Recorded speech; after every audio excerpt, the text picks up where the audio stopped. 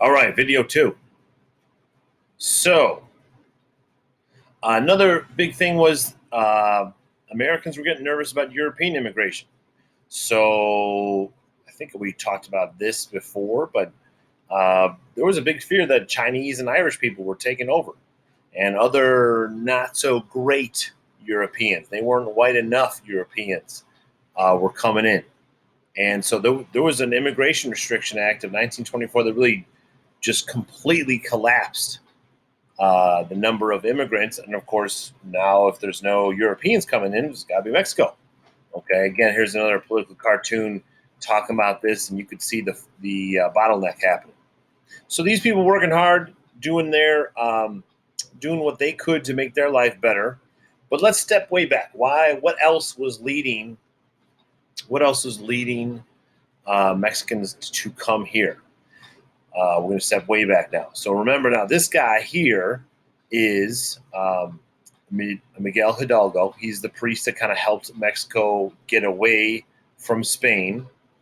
Santa Anna is this guy over here. He is a symbol of the instability in and out of power 10 or 11 times in 20 years. I believe you guys remember this. Remember, he got his leg blown off and had a state funeral for it. He just was never really a good leader. Then Mexico had a major problem when this man, Benito Juarez, on the left there, was part of a revolution to try to get a little bit more equality for Mexicans, ran up so much debt, stopped paying the debt, and then you had these countries come in, and France took over. This guy Maximilian took over for a couple of years. So just a ton of instability. And then things settle down with this guy Porfirio Diaz, and he takes power for 34 years. And the big problem is he basically is a dictator, and he doesn't respect elections. If you run against him, you disappear and die.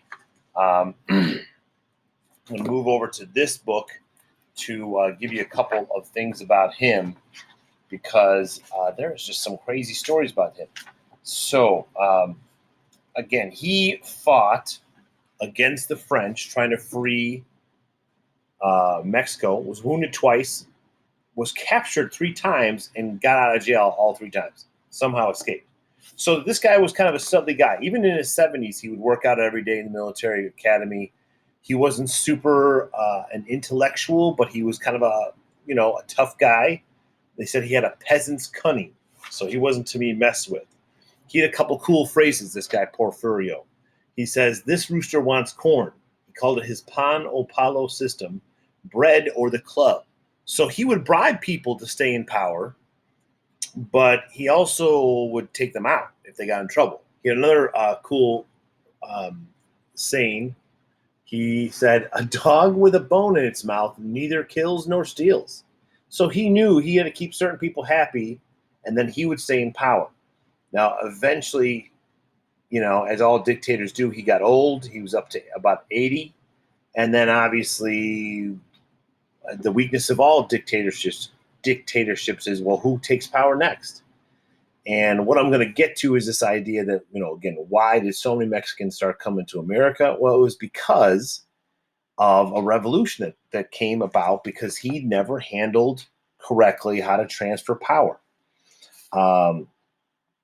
Again, he definitely knew how to hold on to power. He even allowed some newspapers, but they had to be on his side. And he would use friendly newspapers to destroy his enemies. He was in power for 34 years. Okay, this is totally nuts. I think I have a spelling here somewhere. Okay, he, again, kept his people happy. There was something called droit de seigneur or prima nocta. And he let his people, the lords, kind of have the first rights of the lady on her wedding night. Like, you're getting married, but you got to let the leader of the town have your wife for a night. Okay, that happened in Europe too, but that's creepy.